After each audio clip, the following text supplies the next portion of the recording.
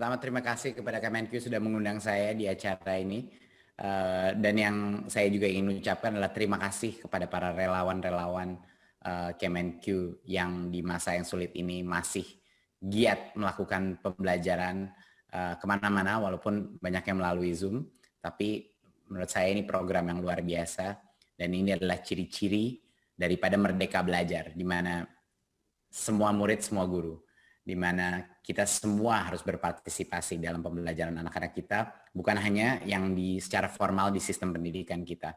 Dan menurut saya ini adalah pola pikir yang sangat tepat, gitu. Bahwa kita mencari ilmu di mana-mana, kita mencari guru di mana-mana, dan semua itu bisa menjadi pembelajaran yang efektif. Tapi kuncinya adalah gotong royong. Itu adalah kuncinya. Jadi saya hari ini pengen menyapa adik-adik, apa kabar pagi ini? Terima kasih udah ada saya di sini, terima kasih udah ngundang saya di sini. Saya senang, saya ada sedikit paparan. Saya akan ngejelasin sesuatu ini yang namanya profil pelajar Pancasila. Nah, apa sih ini profil pelajar Pancasila? Profil pelajar Pancasila itu adalah arah kita mau kemana adik-adik. Kita ini setiap kali kalau melakukan pembinaan, peningkatan mutu daripada sistem pendidikan kita, kan harus ada arahnya, iya kan? Kita harus ada tujuannya. Nah, tujuan itu adalah yang namanya profil pelajar Pancasila, karena kita tidak mungkin bisa membenarkan sistem pendidikan kita kalau kita tidak memutuskan sebenarnya kita kepengen anak-anak kita ini seperti apa. Pada saat adik-adik itu lulus atau keluar dari sistem pendidikan, kita kepengen adik-adik ini punya kemampuan dan punya profil seperti apa ya. Jadi ini sedikit berbeda dari profil IG ya atau profil Facebook, ini sedikit berbeda. Ini adalah profil pelajar Pancasila, tapi esensinya sama. Apa aja sih siswa yang kita inginkan pada saat dia keluar dari sistem pendidikan kita? Oke, berikut. Pak Presiden sudah berbicara bahwa sistem pendidikan nasional harus mengedepankan nilai-nilai ketuhanan yang berkarakter kuat dan berakhlak mulia, serta unggul dalam inovasi dan teknologi. Bayangkan, ini Pak Presiden ini adalah atasan saya adik-adik, dan beliau itu menantang saya. Waktu saya pertama kali masuk menjadi menteri, beliau bilang, Mas Menteri, kita ini nggak boleh jalan-jalan, kita lari-lari aja terlalu pelan Mas Menteri. Kita harus melakukan lompatan. Jadi kita harus melompat ke masa depan. Karena kalau tidak kita nggak bakal sampai tepat waktu. Karena kita harus secara cepat melompat ke masa depan. Jadi perubahan-perubahan yang mau kita lakukan di sistem pendidikan itu adalah perubahan-perubahan yang cukup besar. Dan harus kita mulai di dalam 4-5 tahun ini. Ini adalah arahan Presiden dan visinya Pak Presiden mengenai SDM unggul. Berikut. Nah, ini adalah 6 profil pelajar Pancasila. Kalau adik-adik di tahun-tahun ke depan melihat ini ada bundaran ini, ada lingkaran ini, yang ada 6 komponen, ini namanya profil pelajar Pancasila. Ya, apa itu 6? Yang pertama, beriman bertakwa kepada Tuhan Yang Maha Esa dan berakhlak mulia. Nanti kita akan diskusikan satu persatu. Kedua, berkebinekaan global, yaitu kemampuan untuk merasakan kemanusiaan kita, kemampuan untuk berpikir terhadap masyarakat, kemampuan mencintai keberagaman. Ketiga adalah bergotong royong, kemampuan berkolaborasi, bekerja sebagai tim, kemampuan berempati dengan manusia lainnya, dan kemampuan saling bahu-membahu, saling membantu. Keempat adalah kreatif, kemampuan berinovasi, kemampuan menciptakan sesuatu, kemampuan untuk berpikir out of the box, ya, berpikir dengan cara yang beda. Kelima, bernalar kritis, ini kemampuan memecahkan berbagai macam masalah, dan kemampuan untuk memproses informasi secara kritis, ya. Dan yang terakhir adalah kemandirian. Kemampuan adik-adik mendorong dirinya sendiri, nggak perlu selalu didorong sama orang lain, sama orang tua, sama guru, sama lain-lain. Punya kemampuan untuk mendorong diri sendiri. Ya, ini adalah 6 profil pelajar Pancasila. Ayo kita lihat, kita simak satu persatu ya. Sekarang apa ini sebenarnya relevansinya untuk adik-adik? Kenapa ini penting untuk adik-adik dan kenapa ini penting di masa depan? Oke, berikut. Pertama, beriman bertakwa kepada Tuhan Yang Maha Esa dan berakhlak mulia. Kenapa ini penting? Kenapa keimanan itu penting? Spiritualitas itu penting karena itu yang menjadi nakoda kita, apalagi di masa-masa yang sulit. Misalnya kita di masa pandemi ini, semua stres, Bapak Ibu stres. Kita semua stres di rumah, kita merasa kesepian dan lain-lain. Kalau kita tidak punya pegangan spiritualitas, mau agamanya apapun, kepercayaannya apapun. Kalau kita tidak punya kepercayaan atau keimanan bahwa ada kekuatan yang lebih besar yang akan bisa membantu kita dan memberikan kita kekuatan, bakal sulit. Adik-adik, bakal sulit sekali. Kalau kita tidak punya pegangan itu di dalam hati kita. Dan juga akhlak pribadi. Apa yang dimaksudkan sesuatu? Moralitas itu apa? Apa yang benar? Apa yang tidak benar? Kalau kita melakukan sesuatu dan tiba-tiba di dalam hati kita, aduh kok nggak enak ya. Nah, itu namanya adalah akhlak. Itulah namanya moralitas. Kalau kita merasa nggak enak melakukan sesuatu.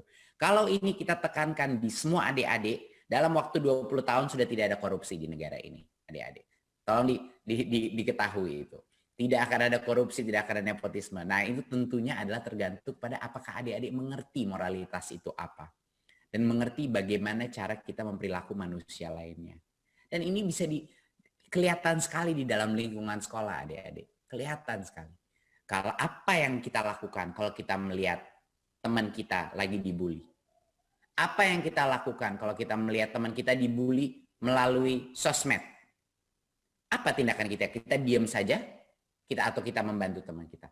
Apa yang kita lakukan kalau teman kita lagi sulit banget mengikuti pelajaran atau ketinggalan di kelas? Apa kita biarkan saja? Kita kita olok-olok saja atau kita bilang oh dia nggak bisa, dia pelan, dia bodoh atau apa, atau kita bantu. Ini adalah namanya akhlak mulia. Dan akhlak itu bukan hanya sesama manusia tetapi juga kepada alam, adik-adik. Bagaimana kita mengerti bahwa alam adalah bagian dari kita. Dunia ini adalah bagian dari kita dan tanpa alamnya kita sehat, kita pun tidak akan sehat. Kita nggak akan bisa mencari nafkah, kita tidak akan mencari pangan, kita tidak akan bisa hirup udara yang sehat. Jadi inilah yang namanya moralitas dan akhlak yang menjadi basis daripada pendidikan karakter. Tanpa ini, mau sepintar apapun nggak ada gunanya.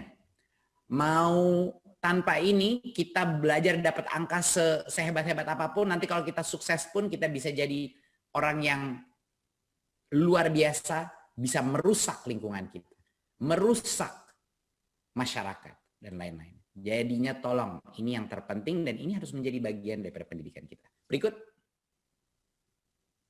kita mau anak-anak kita berkebinekaan global. Adik-adik tentunya tahu suatu kata namanya Bhinneka Tunggal Ika, ya. Bhinneka Tunggal Ika itu bahasa Inggrisnya unity and diversity, ya, berbeda-beda tapi tetap satu, ya.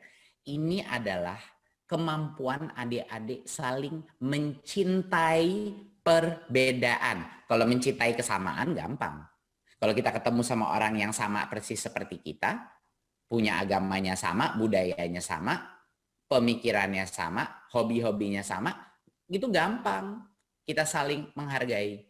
Tapi yang sulit adalah kalau dia berbeda. Berbeda budaya, berbeda agama, berbeda suku, berbeda tingkat ekonomi. Anak-anak masa depan yang akan sukses adalah anak-anak yang mencintai perbedaan, adik-adik. Mencintai sesama manusia walaupun berbeda agama, berbeda suku. Saling merangkul, saling berdialog, saling mentoleransi. Toleransi itu luar biasa pentingnya. Dan menghindari kelompok-kelompok yang tidak inklusif. Menghindari kelompok-kelompok yang suka ngasih tahu adik-adik, jangan main sama orang-orang yang itu. Jangan main-main sama kelompok yang itu. Nah, kelompok yang ini nggak sebagus kelompok yang kita. Ya. Untuk menghindari orang-orang, adik-adik maupun orang dewasa yang selalu mencoba mensekat-sekat adik-adik dalam grup. Oh jangan, adik-adik di sini aja mainnya, jangan main-main sama yang lain. Nah ini yang harus kita pecahkan adik-adik. Ini yang namanya kebinekaan global. Bukan hanya kebinekaan nasional di mana kita bangga menjadi masyarakat Indonesia, mau agamanya apapun, sukunya apapun, tapi kita juga bangga menjadi bagian daripada kemanusiaan global. Kemanusiaan global. Kita menghargai budaya, kita menghargai komunikasi, kita mencintai perbedaan. Dan kita terus berusaha menghindari orang-orang dan kelompok-kelompok yang menyuruh kita, oh Anda cuma boleh berinteraksi sama yang ini. Kita yang terbaik. Itu tidak, grup itu tidak baik. Nah, itu yang harus kita hindari. Berikut. Profil ketiga adalah kemampuan bergotong royong. Saya kasih tahu adik-adik, saya latar belakangnya di teknologi, ya.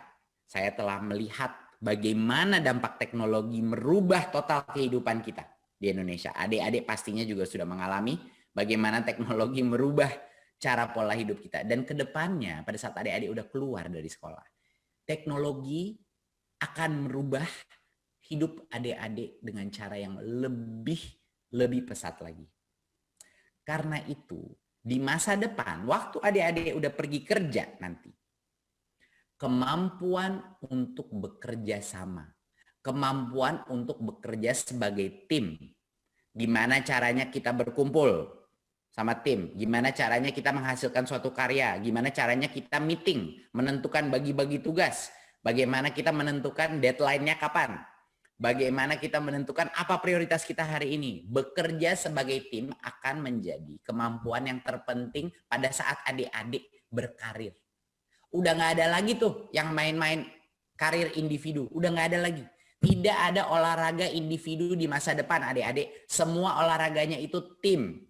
Ya, bahkan olahraga seperti renang, bulu tangkis, tanya semua atlet itu. Di belakangnya dia adalah tim. Yang berkoordinasi, tim coach dia, tim nutrisi dia, dan lain-lain.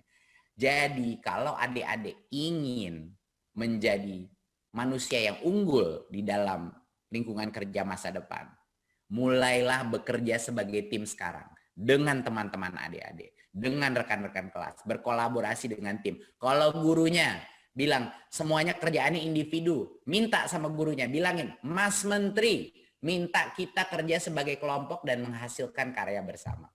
Oke? Karena ini adalah skill yang luar biasa pentingnya.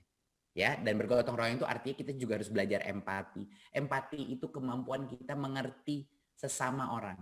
Ini orang lagi marah apa enggak ya? Ini orang lagi sedih apa enggak ya? Ini orang lagi kesel apa enggak ya? Untuk kita bisa membaca emosinya orang. Karena teman-teman, kalau kita nggak jago baca emosi orang, teman-teman mau berbisnis nanti, mau berkarir, mau jadi wirausahawan, mau jadi YouTuber, mau jadi e-sports champion, mau jadi atlet, mau jadi apapun, kalau teman-teman tidak bisa membaca orang-orang lain secara emosional, teman-teman tidak akan mungkin sukses. Jadi kemampuan kita berempati dan membaca emosi orang itu luar biasa pentingnya. Ya, dan tentunya kemampuan berbagi, berkomunikasi. Berikut. Kreativitas. Wah, apa sih ini dimaksudin kreativitas? Kita ngomongin kreativitas terus saja. Kreatif. Kreativitas adalah kemampuan kita menghasilkan sesuatu yang original. Yang belum tentu ada tujuan spesifiknya. Menghasilkan suatu gagasan, ide, dan mengimplementasikan sesuatu yang original. Yang menurut kita suatu inovasi yang perlu dilakukan. Menghasilkan karya. Bukan hanya gagasannya, tapi juga bisa menghasilkan karya. Ini yang teman-teman dan adik-adik harus berjuang di dalam kelas. Untuk berikan saya ruang, Bu Guru. Berikan saya ruang untuk berkreasi. Berikan saya ruang untuk melakukan suatu proyek di mana saya ingin melakukan sesuatu yang berbeda. Karena menurut saya inilah yang akan paling berdampak buat pembelajaran saya. Apakah itu dari bidang seni? Apakah itu dari bidang teknik? Apakah itu dari bidang penulisan? Apakah itu dari bidang proyek sosial? Apakah itu dari bidang mau bikin bisnis kecil untuk mencoba kemampuan wirausahaan? Apapun itu, kreativitas ini harus diasah dari sekarang. Karena kalau adik-adik di dalam dunia yang terus berubah, terus akan berubah. Kalau adik-adik tidak punya kemampuan untuk berpikir secara kreatif, banyak sekali dari adik-adik yang akan tenggelam di dalam perubahan tersebut. Kreativitas itu adalah yang memacu. Kalau misalnya kita nggak bisa dapat pekerjaan di perusahaan, kita bisa bekerja untuk diri sendiri, mencari nafkah karena kita punya kemampuan kreatif, kemampuan produktif di dalam diri kita. Kita bisa cari apa? Kita mau jualan ini, kita mau bikin ini, saya akan menghasilkan karya ini. Saya bisa kerja untuk diri sendiri. Ya, kreativitas itu bukan hanya kita jago seni, kita jago, bukan. Kreativitas itu kemampuan adik-adik nantinya bisa mencari nafkah sendiri. Karena walaupun misalnya lagi tidak ada pekerjaan atau tidak ada ruang kesempatan bekerja di perusahaan, ada berbagai macam kreativitas yang bisa dilakukan untuk adik menjadi bagian dari roda ekonomi yang efektif tanpa dipekerjakan oleh orang lain. Berikut. Bernalar kritis. Ini kata-katanya kadang-kadang canggih ya, tapi sebenarnya artinya kata-kata ini sebenarnya sangat sederhana adik-adik. Bernalar kritis itu kemampuan memecahkan masalah. Kemampuan memproses informasi dan memecahkan masalah. Contoh, secepat apa adik-adik kalau lagi baca berita di sosmed, secepat apa dipercaya? Kalau anak-anak yang bernalar kritis, setiap kali dia mendapat informasi di sosmed yang kayaknya aneh atau heboh atau apa, anak-anak bernalar kritis akan menanyakan dirinya dulu. Ini beneran apa enggak ya? Coba saya Google dulu, saya cek dulu, coba saya ngobrol sama orang yang tahu mengenai ini. Ini kayaknya hampir nggak mungkin nih. Anak-anak yang tidak punya kemampuan bernalar kritis akan langsung percaya informasi apapun yang ada di Instagramnya dia, di Twitternya dia, di Facebooknya dia. Langsung dia terima aja informasi. Anak-anak yang bernalar kritis akan selalu mempertanyakan informasi. Mau itu informasi dari media, mau itu informasi dari orang tua maupun guru. Harus ditanya dulu, dipertanyakan. Oh ini benar apa tidak? Coba saya cek lagi, coba saya Google lagi, coba saya riset lagi. Jadi anak-anak bernalar kritis itu tidak bisa dihack. Anak-anak bernalar kritis tidak bisa dihack dengan hoax. Tidak bisa dihack dengan misinformasi. Dia kebal. Dia punya vaksin anti hoax di otaknya dia. Karena dia selalu kalau melihat informasi, mendengar informasi, dia selalu, tunggu dulu. Ini benar apa enggak ya? Nah, itu namanya bernalar kritis. Dan bagi anak-anak yang bernalar kritis, itu mereka selalu bisa memecahkan masalah secara analitis. Apa yang artinya memecahkan masalah secara analitis? Misalnya dia harus memutuskan, aduh, saya kepengen banget beli sepatu baru. Misalnya sepatu olahraga, sepatu basket baru. Kemampuan dia bernalar kritis akan bilang, oke, saya punya dapat uang dari orang tua cuma segini misalnya tiap minggu, biasanya buat makan. Kalau saya mau menghemat untuk bisa beli sepatu bola ini, ya mau bola basket, sepak bola, serahlah. Pokoknya saya harus menghemat berapa per minggunya. Dan karena itu, apa yang tidak bisa saya beli di kantin sekolah misalnya. Oke, jadi saya nggak boleh gini. Saya boleh maksimum membayar segini setiap minggu di kantin sekolah sehingga saya bisa menghemat sebesar ini untuk bisa beli sepatu bola yang saya inginkan dalam waktu 3 bulan. Itu namanya bernalar kritis. Saya ada tujuan, saya bisa menganalisa bagaimana mencapai tujuannya dan memecahkan masalah itu. Memecahkan masalah itu. Aduh, saya ketinggalan nih di dalam kelas karena saya sakit 2 minggu, tapi saya ada tes di tes IPA minggu depan. Bagaimana nih cara memecahkan masalahnya? Oke, coba saya telepon teman saya cari teman untuk bisa belajar. Mungkin teman saya yang udah paling rajin itu dia bisa bantu mentoring saya. Saya bakal datang ke rumah dia, mentoring itu, lalu saya akan download dari online beberapa informasi yang paling gampang, saya akan ngikutin kelas itu. Nah, ini dia akan memecahkan masalah yang dihadapi. Itu namanya kemampuan bernalar kritis. Bukan hanya kemampuan matematis, tapi kemampuan memecahkan suatu masalah secara logis. Ya, anak-anak yang bernalar kritis lebih jago mengambil keputusan. Lebih jago mengambil keputusan. Dia bukan bimbang semua. Aduh gimana ya? Aduh gimana ya? Anak-anak yang bernalar kritis akan mengambil tindakan karena dia akan berpikir, oke, saya maunya kayak gini, mau mencapai ini, bagaimana caranya? Dia bisa mengambil keputusan. Dan anak-anak yang bernalar kritis itu selalu berpikir. Dia melakukan refleksi. Ya. Berikut. Yang terakhir adalah kemandirian. Kemandirian. Kemandirian ini adalah kesadaran akan diri sendiri. Dia punya awareness, anak itu punya awareness. Saya ini apa yang kelemahan saya, apa kekuatan saya. Dia anak yang itu yang jujur. Dan dia nggak emosi menghadapi kelemahan dia. Dia mengakui kelemahannya dia dan dia melakukan sesuatu mengenai kelemahannya dia. Dia merasa itu saya masih bisa. Saya bisa menutupi kelemahan saya bisa meningkatkan kekuatan saya karena dia sadar diri dan dia pede. Dia nggak ada masalah menceritakan, oh saya nggak terlalu bagus nih di sini, jadi saya bakal belajar di sini lebih keras. Oh saya lumayan jago di sini, jadi saya akan terus meningkatkan kemampuan saya di sini. Kesadaran diri, ya, dia selalu bisa menyadari dirinya. Bukannya sombong, tapi sadar diri. Kedua adalah dia bisa meregulasi diri. Kalau dia lagi ada ujian besoknya, ujian kelas, lalu tapi teman-teman yang ngajak dia pergi nongkrong hari itu, dia bisa nahan diri, dia bisa bilang, oh enggak deh, enggak dulu. Walaupun ada acara, ada di TV, ada acara kesukaannya dia, tapi dia harus benar-benar belajar buat PR atau enggak nanti dia dapat angka yang jelek. Dia bisa meregulasi diri, dia tahan dulu. Dia tahan dulu sekarang nggak apa-apa deh, saya tunggu aja sampai weekend gitu. Itu namanya regulasi diri. Dia bisa nahan diri. Dia bisa nahan diri emosi. Kalau misalnya dia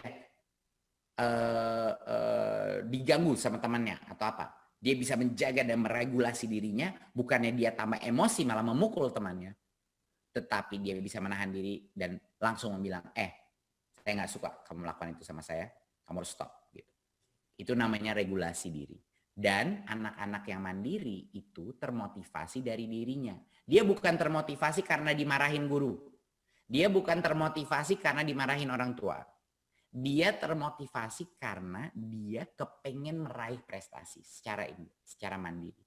Dia ingin lebih baik sebagai manusia. Nah, ini juga bagian dari bukan cuma adik-adik, tapi juga bagian bagaimana guru-guru itu memperlakukan adik-adik. Itu juga sangat penting. Berikut, harapan kita adalah, walaupun kita mulai ini di sistem pendidikan kita, itu menjadi nantinya kebiasaan, dan kalau kita secara konsisten merasakan itu menjadi kebiasaan yang mandiri. Dan setelah menjadi kebiasaan, itu menjadi karakter, dan saat menjadi karakter, itu menjadi budaya kita bersama. 6 profil ini harapan kami di Kemendikbud dalam waktu 10-20 tahun akan menjadi budaya baru kita. Dan bagaimana cara melakukan itu? Ya melalui adik-adik. Kalau adik-adik punya kemampuan untuk bernalar kritis, punya kreativitas, kemampuan bekerja sebagai tim, kemampuan untuk bekerja secara mandiri, ya di masa depan kita adik-adik, Indonesia akan berubah menjadi budaya yang jauh lebih baik, budaya yang jauh lebih produktif, budaya yang jauh lebih terbuka, saling merangkul perbedaan, dan meningkatkan diri sendiri secara otomatis. Saya rasa sekian adik-adik presentasi saya dari saya, karena saya ingin menjelaskan kepada adik-adik bahwa profil pelajar Pancasila ini apa. Kita kepengen adik-adik itu seperti apa. Jadinya nanti kalau kita melihat berbagai macam kebijakan dari sisi kurikulum, dari guru, dari perubahan kebijakan dan lain-lain, itu akan mengarah kepada ini. Jadi kalau ada yang nanya, Mas Menteri itu maunya kita nih ke arah mana sih? Ya lihat profil pelajar Pancasila, maunya ke sana. Gitu. Itulah kenapa ada mungkin nanti kurikulumnya kita sederhanakan, mungkin nanti gurunya berubah perilakunya. Itu karena apa? Karena kenapa Mas Menteri? Mau kemana Mas Menteri? Mau ke 6 profil pelajar Pancasila. Jadinya sebagai pemuda, sebagai pesan akhir, 3 hal yang saya mau tekankan setiap hari. Bagaimana caranya kita mencapai itu profil pelajar Pancasila? Ada 3 tips paling sederhana. Dan ini bukan hanya buat adik-adik. Ini buat guru-guru. Apalagi lebih penting lagi buat guru-guru. Sama aja. Profil-profil buat adik-adik sama profil sama guru-guru tadi. Guru-guru juga harus bisa kreatif, kolaboratif, ya, bernalar kritis, sama saja. Bagaimana anak-anak kita kalau guru-gurunya tidak juga? Jadi ada 3 hal adik-adik yang bisa dilakukan setiap hari di dalam kelas. Di dalam kelas. Kita harus selalu banyak coba. Coba yang baru, coba. Ya, guru-guru juga harus memperbolehkan anak-anak terus mencoba. Dan yang kedua, kita harus banyak tanya. Tanya, kenapa? Ini kenapa? Ini bagaimana? Ini kenapa? Ya. Kalau guru kesel karena kita banyak tanya, itu namanya guru yang tidak baik. Guru yang baik akan selalu senang anak-anaknya bertanya kenapa, mengapa, dan apa. Itu adalah ciri-ciri profil pelajar Pancasila, anak yang banyak tanya. Dan juga diperbolehkan banyak coba. Dan artinya kalau banyak coba, kalau gagal sekali-sekali nggak apa-apa. Itu namanya gagal, itu bagian dari pembelajaran. Kalau kita mencoba sesuatu yang baru dan gagal, itu nggak apa-apa, kita belajar dari itu. Gitu. Dan yang terakhir adalah banyak karya. Harus ada hasilnya. Jangan duduk aja di kelas menerima informasi, menghafal. Kita harus menciptakan suatu hasil karya. Badan tulisan, project, portfolio, inisiatif, project di luar kelas, apapun. Kita harus bikin ini karya beserta rekan-rekan kerja kita, yaitu kalau di sekolah, teman-teman kita. Ya, jadi jangan pernah lupa, banyak coba, banyak tanya, banyak karya. Terima kasih adik-adik, semoga ini membantu. Wassalamualaikum warahmatullahi wabarakatuh.